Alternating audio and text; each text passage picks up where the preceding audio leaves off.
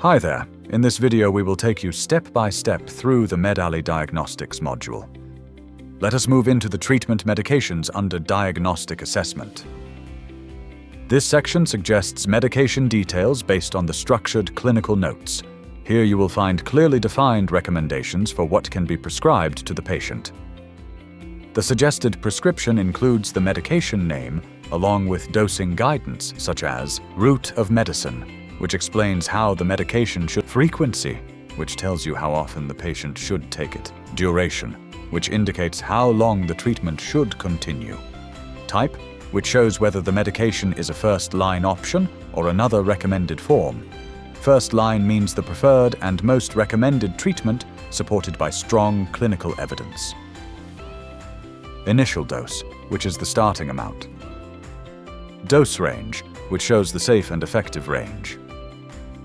Max daily, which indicates the highest amount allowed in a day. Adjustments, which guide you on changes based on the patient response.